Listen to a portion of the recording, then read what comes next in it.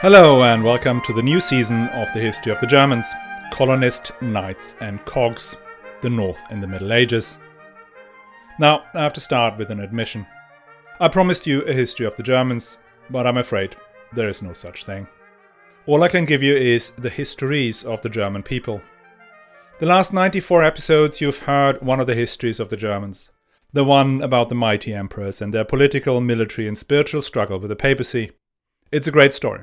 And it was fun to tell it. But today, we kick off another of the histories, the history of the north of Germany. The part that looked east rather than south. It is a story of a frontier culture, where an estimated 7% of the population of the western part of the empire pack up their belongings and move east. Sometimes under the cover of expansionary princes or knightly orders, sometimes invited by local potentates looking to grow their economies. It is a story about the creation and expansion of trade networks, the foundation of cities, some that will remain modest in size, others that turn into important European capitals. It is a story of a periphery that, in time, will become the center. And, because it's an almost independent history, we start at the beginning, in the year 772, the year when Charlemagne takes his troops into Saxony, hell-bent on turning these pagan tribesmen into good Christians and subjects of his emerging empire. If things work out as I hope, we should end this episode with the life of Hermann Billung and Margrave Gero, the first of a wave of chancers and warlords that seek their fortune in the east. Now, to all of you who are new to the History of the Germans podcast, do not panic. You do not have to catch up on all the previous episodes, you can just start right here, and the narrative should make sense in itself. At least, I hope it will. However, some say that the previous 3 seasons weren't completely shoddy, so it may be worth listening to anyway. Okay, now we're almost through the preliminaries. One last thing before we start. The History of the Germans podcast is advertising free, thanks to the generous support from patrons. And you can become a patron too and enjoy exclusive bonus episodes and other privileges from the price of a latte per month. All you have to do is sign up at patreon.com/historyofthegermans or on my website, historyofthegermans.com. You can find all the links in the show notes. And thanks a lot to Jakob V, Douglas H, and Stanley U, who've already signed up.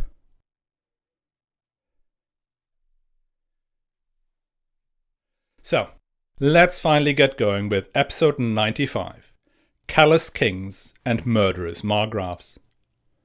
The story begins with the Saxons, and when you talk about the Saxons, there is no one more Saxon than the chronicler Widukind of Corvey, who lived in the 10th century. He explains where the Saxons came from. Quote, "There is a great deal of disagreement about this matter. Some think the Saxons had their origins amongst the Danes and Northmen. Others believe, as I heard someone saying when I was a youth, the Saxons descended from the Greeks. They say the Saxons were the survivors of the Macedonian army that followed Alexander the Great and was dispersed all over following his premature death. There is no doubt that this is an old and noble people. This is proven by the fact that they are mentioned in a speech by Agrippa to the Jews in Josephus and are commented on by the poet Lucan." Unquote.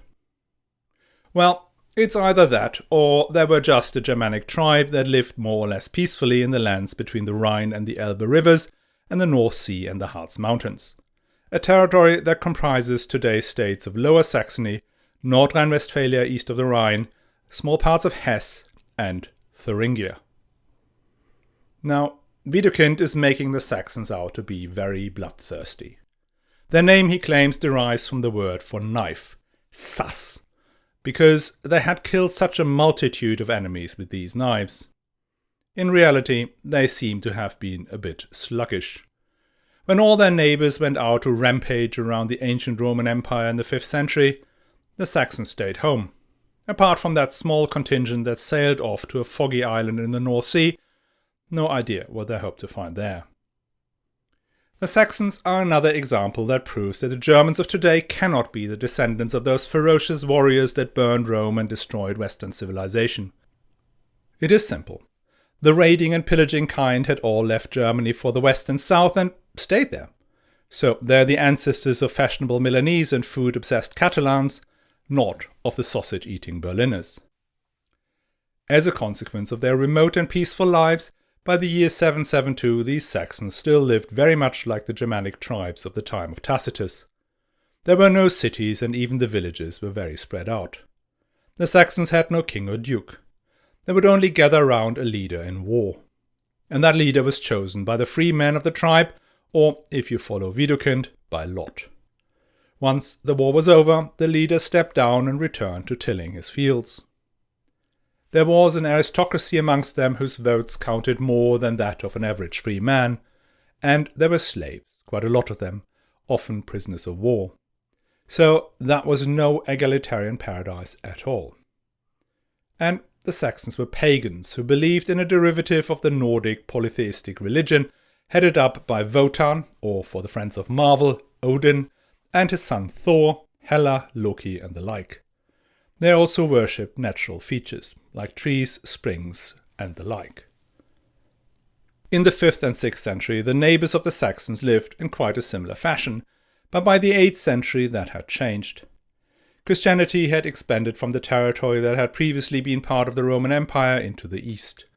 Saint Boniface, an Anglo-Saxon Benedictine monk, had shaped the organization of the Latin Church in the Merovingian Empire, that by then included not just France, but also Bavaria, Swabia, and Franconia. Boniface founded bishoprics and monasteries across the German lands so that, at least nominally, all of the Saxon neighbours to the west and south had become Christians. As the Merovingian and Carolingian Empire expanded, conflict with the Saxons became inevitable.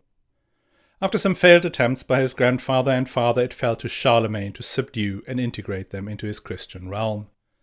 So the mighty king of the Franks crossed the Rhine on some trumped-up pretext in 772, and within just 12 months the Saxon war leaders capitulated. That was quick and painless, or at least it seemed to be. For Charlemagne, this campaign in Saxony was not only about acquiring new territory and defeating an unruly neighbour. He saw his role as the champion of Christendom who had a mission to convert the pagans. That meant his occupation was accompanied by a campaign of conversion. This he kicked off by destroying pagan temples and other places of worship. He famously felled the sacred Irminsul, a wooden pillar or tree that the Saxons believe held up the sky and was one of their most important religious sites. But somehow this systematic destruction of symbols of pagan religion and the forced baptisms failed to endear the locals to their new Frankish overlords. Therefore the next logical step was to bring on more destruction of symbols of pagan religion and more enforced baptisms, and when that did not work, well, yes, you guessed it, more wanton destruction of symbols of pagan religion and more baptisms at the point of a spear. Though their leaders had caved and converted, the population rose up against this treatment. Every time Charlemagne's troops had to leave to fight another of his incessant wars, the Saxons took up arms. These uprisings were led by one of the few Saxon nobles who had not bent the knee. His name was Widukind, literally the child of the forest. He had refused to give homage to Charlemagne after the campaign of 772 and had organized resistance from across the border in Denmark. In the ensuing decade, Widukind led almost annual rebellions against the Franks that always ended as soon as Charlemagne showed up with his army. Only once, in 782, did he win a pitched battle. However, this battle was far from decisive, and Charlemagne retaliated by holding what was later known as the Blood Court of Verden, where he allegedly had 4,500 Saxon rebels executed. And again, the stubborn Saxons did not understand that their new god was omnibenevolent. What followed was another 2 years of now continuous warfare that only ended when Charlemagne managed to capture Widukind in 785. Widukind agreed to get baptized in exchange for his life and disappeared into a monastery. In the subsequent 20 years there were further Saxon uprisings until by 804 all Saxon tribes had been defeated and baptized. Now, to properly embed Christianity, an ecclesiastical infrastructure was created. New bishoprics in Paderborn, Bremen, Verden, Münster, Osnabrück, Hildesheim and Halberstadt were founded. The great abbey of Corvey was established in 815, and in 831-33 Hamburg was made an archbishopric, with responsibility for northern Saxony as well as for Scandinavia and all the Slavic lands on the Baltic Sea. Small cities began to emerge around these new ecclesiastical centres. And the second plank of the integration scheme was to co-opt the Saxon aristocratic elite into the Carolingian social and political system, i.e., they were made counts with responsibility for newly created districts. Amongst them were three families that rose to the role of count during this time and played important roles going forward. There were the Immedinger, who were the most august of Saxon houses because they could trace their lineage back to the converted rebel Widukind, who seemed to have parlayed his capitulation into major territorial gains. They were based mainly in Westphalia, with possessions stretching east across Salzgitter and Brunswick. The other great family were the Billungs, whose centre was northeast around what is now Lüneburg. And finally, there is one family that will outshine the other two. The Ludolfinger, so called after their earliest known ancestor, Count Ludolf. They had established their headquarters in the Harz Mountains. Through intelligent marriage politics and general competence, Ludolf and his descendants gradually rose to a dominant role across Saxony. By 900, their possessions had expanded beyond the Harz Mountains and stretched down towards the border to the pagan lands at Quedlinburg and Merseburg. Whilst the noble houses of Saxony rose in power and wealth, the Carolingian Empire declined and fragmented. Thanks to the tradition of dividing the lands of a ruling monarch amongst his sons upon his death, in 848 the great empire had split into three sub-kingdoms: West Francia, Lotharingia, and East Francia. And even the kings of those new entities saw their power slip away into the hands of the local aristocrats. The declining central authority left chaos behind. Internally, the different aristocratic clans got caught up in brutal and never-ending feuds. Meanwhile, foes were gathering on the borders. There are the Vikings who raid the coastline from Hamburg to Brittany and even up the River Rhine. Then we have the Magyars who've settled in the Hungarian plain and raid into Bavaria and Italy. For the Saxons, the biggest challenge were what they called the Wends. These are Slavic peoples who've moved into the territories to the east of the Elbe during the 6th and 7th century. They were part of a much larger Slavic migration into Eastern Europe that created areas of settlement in Poland, Czechia, Slovakia, across the Balkans, and then most significantly in the Kievan Rus. Where the Slavs originally came from is still subject to archaeological research. They first appear in Byzantine sources in the mid-6th century as they attack Roman cities in Macedonia and Thrace. In Western sources, their first mention is in the Chronics of Fredegar from 660, who talk about the Venedi, the blonde ones who were attacking Merovingian strongholds in Thuringia. They then disappear from the chronicles for another 200 years before reappearing, amongst other things, as a threat to the Saxon border in the late 9th century. These internal and external pressures forced the local aristocracies into a new coordination mechanism, the duchies. These appear sometime in the 10th century as a mid-layer between the ineffectual kings and the warring local clans. Their job is quite similar to that of a king. They needed to provide peace and justice internally to end the feuds, and they had to defend the borders. In Saxony, it's the family of the Ludolfingers that rises to the occasion. Otto the Venerable, from 830 to 912, is often counted as the first Duke of the Saxons. He rose into the leadership role after his older brother Brun had died in a battle against the Danish Vikings. His family was well connected not only in Saxony but also into the imperial court of Arnulf of Kärnten, which may be a reason for their ascendancy. Saxony and its ducal house were catapulted from relative backwater into the centre of European politics when the Ludolfingers first rose to King of East Francia under Henry the Fowler, and then to the imperial title under Otto the Great. Their story and their great deeds have already been covered in the episodes 1 to 8 of the podcast, so we'll not go through all of this again, only the bits that matter to our narrative. The period of Ottonian rule from 919 to 1025 is sort of the golden age of the medieval stem duchy of Saxony. The kings/emperors, in particular Henry I and Otto I, spent most of their time in the duchy. They created new cities and dioceses, built up their military capabilities, and secured and redrew the borders. Henry I, the Fowler, is the first and my favourite Ottonian ruler. He stabilized the collapsing kingdom of East Francia through an astute combination of military and diplomatic efforts. His focus then shifted to protecting the kingdom against foreign raiders. He promulgated a set of new laws commonly known as the Burgenordnung that professionalized the Carolingian military. The concept was to build motte and bailey castles along the borders and garrison them with trained soldiers.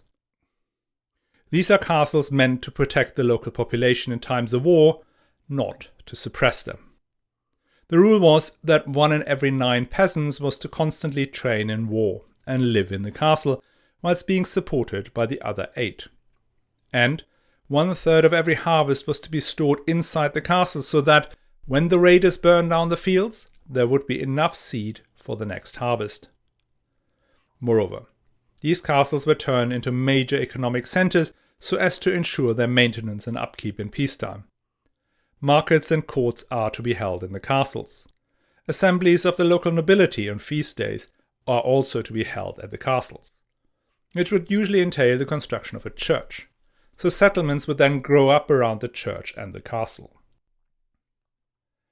The other innovation was to massively expand armored cavalry. These are the forerunners of the knights of chivalric tales. Like knights, they needed to live a life of constant training and regular application of their skills, which meant they needed funding. For that, they're granted land or other sources of income like markets or tolls, initially only for life. That would later convert into the system of fiefs, where the vassals offer military service in exchange for the use of certain assets. Now, before it had become such a contentious term, I would have called the system feudalism. And if you promise me not to tell anyone, I will continue to do so. Now, whether it was feudalism or not, what did happen during the reign of Henry the Fowler was a material upgrade in the military capabilities of the Kingdom of East Francia. Defensive structures appeared that could be and had been defended successfully, and the new cavalry becomes an effective tool against, in particular, the Magyars, who had been practically invincible until then. Henry the Fowler gets to see some of the fruits of his labours when he begins an aggressive strategy against the Wends in 928. He first defeats a Slavic tribe of the Hevellers in 928, and he occupies their castle in Brandenburg after a long winter siege, and forces them to pay tribute. The same happens to the Dahlemiensians, a group that lived around where we now find Leipzig and Dresden. As he's already on a roll, he then moves on to Prague, where he forces the ruler of the Bohemians, the man we know as Good King Wenceslaus, into submission. In 929 he has forced most of the Slavic tribes living between the Elbe and the Oder to pay tribute. Now seemingly that tribute was so harsh that one tribe, the Ridarii, immediately rebelled. They mustered a large army and attacked the Saxon castle at Walsleben, which they took over. Henry charges one of his vassals to sort out these Ridarii. Now this is the first battle where the new armoured cavalry gets to be crucial. The Slavic army consists mainly of infantry fighting in a close formation. The Saxons tried several times to break this formation but failed. Only once they sent the cavalry to attack the flank of the Ridarii does the enemy break and flee. These wars are fought with the utmost brutality. Since the Slavs were pagans, the Saxons had no qualms killing them and taking away their women and children as slaves. Equally, the Slavs took no prisoners on the few occasions they got the upper hand. So no wonder the warriors on both sides were frightened. Widukind mentions that some of the soldiers had been riven with fear before the battle, and he even calls them cowards. Though he reserves the worst bit of cowardice to the Slavic defenders of Walsleben, who surrendered and asked for their lives. That they were granted, but their wives and children were taken away as slaves. Now that his army had passed the tests, he confronted the Hungarians and defeated them in 933 at a battle in Riade, stalling Hungarian expansion for a time. And he finally led an army against the Danes in 935, securing the northern border as well. That being said, the crowning glory of these defensive wars against the foreign invaders fell to Henry's son, Otto I, usually called the Great. Otto I defeated the Hungarians in the battle on the Lechfeld in 955, and as a consequence of this battle the Hungarians ceased to attack their neighbours, and 45 years later converted to Christianity under their great king Stephen I, also known as Saint Stephen of Hungary.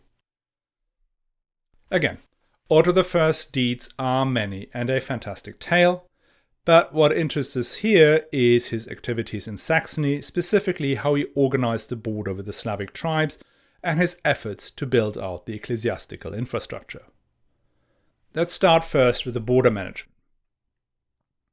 Otto I had ascended the throne in 936, and one of his first acts was to appoint military commanders along the frontier.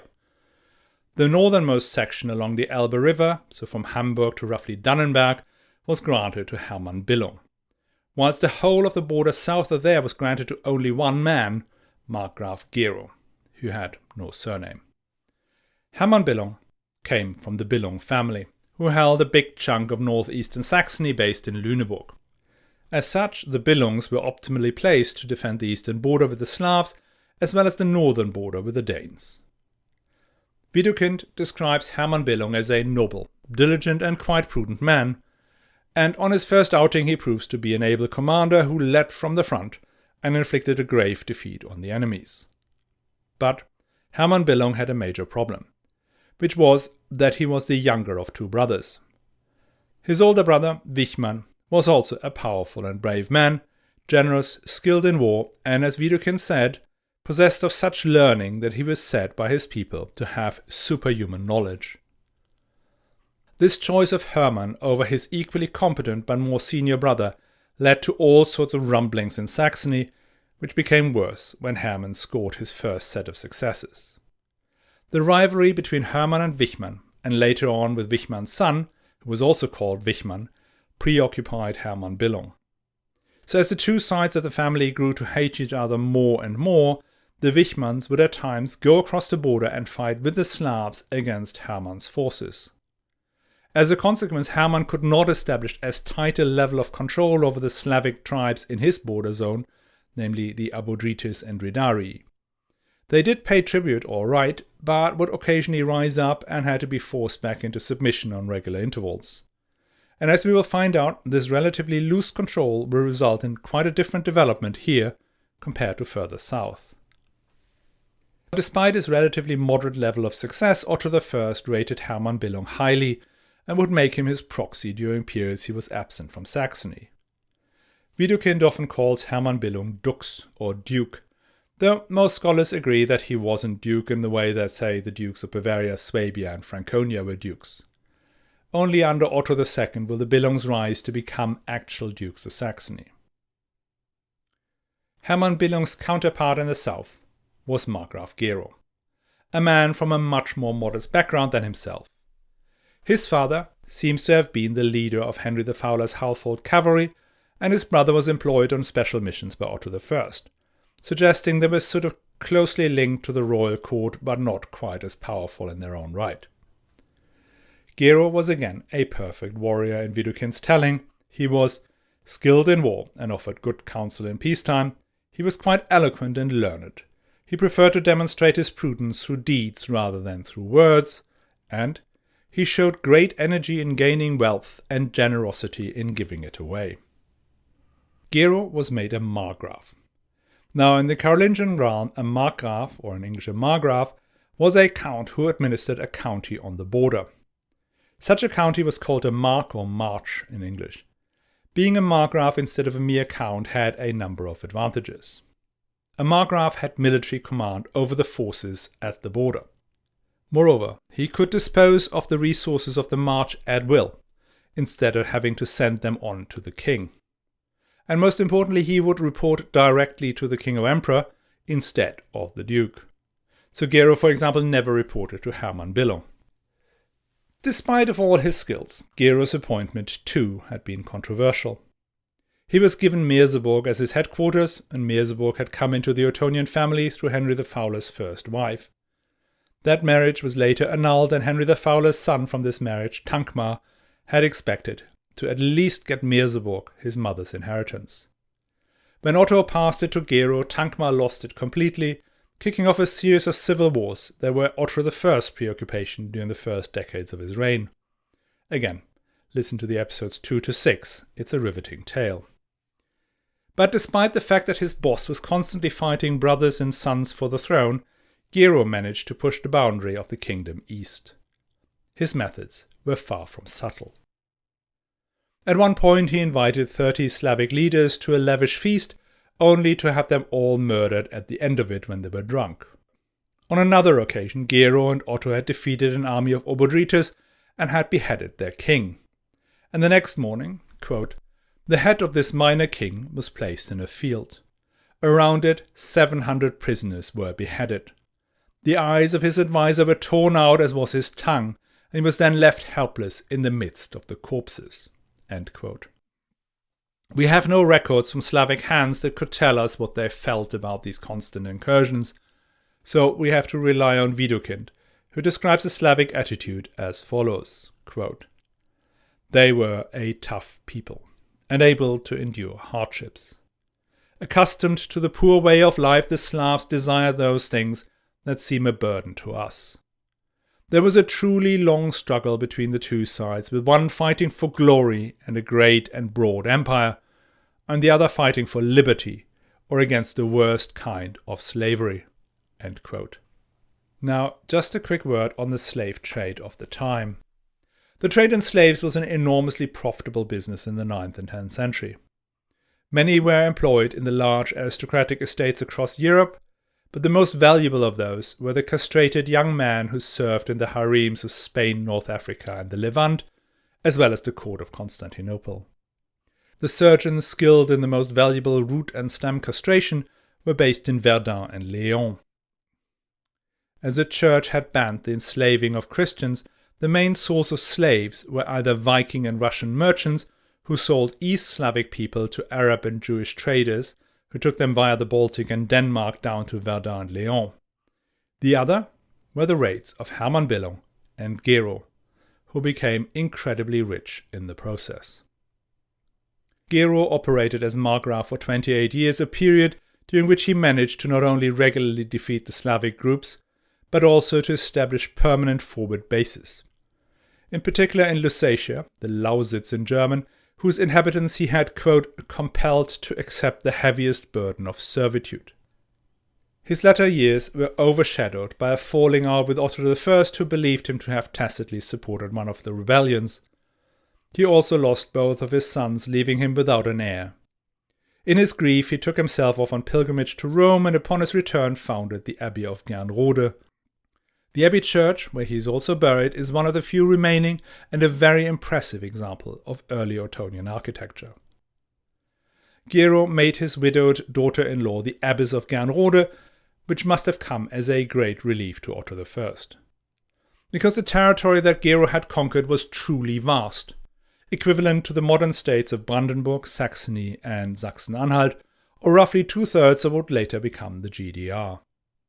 That is almost the size of one of the stem duchies of the time. Not just that, but also the fact that Gero had conquered it almost single-handedly would have given any of his descendants a hard-to-deny claim to succession to the whole of it. But luckily for Otto, Gero did not have any surviving children, and so the enormous March of Gero was divided into separate units. The Northern March, which is roughly equivalent to modern-day Brandenburg, went to a Count Dietrich of Haldensleben, who may have been the son of the rebellious Wichmann. He will appear again in one of the next episodes, and let's say, not in a most flattering light. Then, south of the rather large Northern March, followed the Mark Lausitz, or the March of Lusatia, which is roughly equivalent to Lower Lusatia region along the Saale River around Cottbus, so that's southern Brandenburg and northern Saxony. This land was given to a certain Hodo, who seems to have done a reasonable job, but wasn't heard of any further. South of these were then 3 marches: Merseburg, Zeitz, and Meissen. The former two, Zeitz and Merseburg, were relatively quickly subsumed into the Margraviate of Meissen. Now the Margraviate of Meissen is going to be important. It is roughly equivalent to the modern state of Saxony, with parts of Saxon-Anhalt thrown in. The first two Margraves are not particularly relevant, Dietmar and Rigdag, but the third, Eckhard I, will feature quite a bit in the next few episodes. So, bottom line is that by around 982, we have 4 territories east of the Elbe River. The March of the Billungs, which is equivalent roughly to what is now Mecklenburg-Vorpommern. The Northern March, roughly Brandenburg. Then the March of Lusatia, which is southern Brandenburg and northern Saxony. And the Mark of Meissen, roughly Saxony and a bit of Saxon-Anhalt. All these lands are predominantly inhabited by Slavs, who have taken baptism, presumably to escape slavery and the snip, but many have not. In the March of the Billungs, control is pretty loose, but in the other 3 we find fortifications garrisoned by Saxon soldiers who keep a beady eye on the locals. Military fortresses and slaving raids are one thing. But after all, Otto the Great is not just there for a quick buck and some land. He is the emperor, the shield of Christendom, and his job is to bring the word of the Lord to the pagans. And that meant creating a bunch of bishoprics. The first set were established in the northern March, specifically in Brandenburg and in Havelberg in 948. The next move traces back to 955, when Otto achieves his greatest triumph at the Battle of the Lechfeld. On the eve of the battle, he is supposed to have sworn the following oath, quote, "If on that day, through the intercession of such a great advocate," that would be St. Lawrence in this case, "Christ would deign to grant him victory and life, he would establish a bishopric in the city of Merseburg in honor of the victor over the fire, and turn his newly built palace there into a church." End quote. Now, that is quoted from the chronicler Dietmar of Merseburg, who, well, was Bishop of Merseburg, which makes him a touch biased. So what is more likely that Otto had decided on a much larger scheme to build a new ecclesiastical infrastructure to the east and north than just founding Merseburg. What he wanted was a new archbishopric with responsibility for the whole of the east. Now, just in case you're about to doze off on the grounds that you think these ecclesiastical matters are very nerdy and overly specialist, trust me, that would be a mistake. They matter a lot. The church and the way it's organized matters a lot because secular state infrastructure of any kind simply did not exist. There are no police stations, no local courts, let alone social services on the ground. The only kind of administration, in inverted commas, that reaches down into every town and larger village was the church. We're in the period before the investiture controversies, so we are at a point where the kings and emperors had a huge influence on the appointment of bishops and archbishops. So Otto the Great and his successors used the church as their feet on the ground. That meant ensuring effective church administration was a crucial part of early medieval statecraft. It also meant that if the king establishes a new bishopric in lands so far untouched by Christianity, his control over these territories deepens and he really integrates those into his empire. And there are some serious long-term effects. We're in a period when the political map is still in flux. The emergence of France, Germany, Hungary, Poland and Czechia are by no means a given. If things had gone differently in the 200-year window between 850 and 1050, Europe may have had a very different shape. And one of the key drivers of which lands go where is the ecclesiastical infrastructure. Hence, the reorganization of the episcopal responsibilities in 968 has to be seen in this context. Before the creation of the Archbishopric of Magdeburg, the Archbishop of Mainz had nominal responsibilities for all the lands to the east. Theoretically, probably all the way to the Ural Mountains. But Mainz was a long way from the Elbe River. And more importantly, Mainz was already a dominant player in the imperial church, responsible for managing the election and the royal coronations. And letting Mainz having responsibility for all the newly acquired territories east of the Elbe would have made it even more powerful, a state within the state. Hence Otto wanted an archbishop closer to the frontier for both practical and political reasons. It took him 13 years of hard horse trading, first with the Archbishop of Mainz and then with his colleague in Halberstadt, but in the end he was granted the right to erect this new archbishopric in Magdeburg and 3 smaller bishoprics in Merseburg, Meissen and Zeitz. In the grand plan, Magdeburg would be responsible for missionary activity into Poland and beyond. Meanwhile, the already existing Archdiocese of Hamburg-Bremen was again confirmed in its responsibility for the whole of Scandinavia. The recently created 3 bishoprics in Denmark, Schleswig, Ripe and Aarhus, were put under his control, as was the bishopric of Oldenburg in the March of the Billungs. Hence, when Otto the Great died in 973, his northern possessions looked well ordered.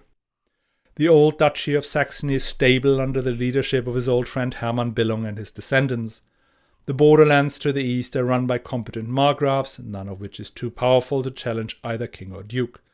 And the infrastructure is in place to spread Christianity and imperial power further east and further north. But as we know, the best laid plan of mice and men often go awry. The first cracks had already appeared. The Saxon nobles began to take against their duke and emperor, spending most of his time in Italy. And there are the neighbours to consider, the Bohemians, the Poles and the Danes.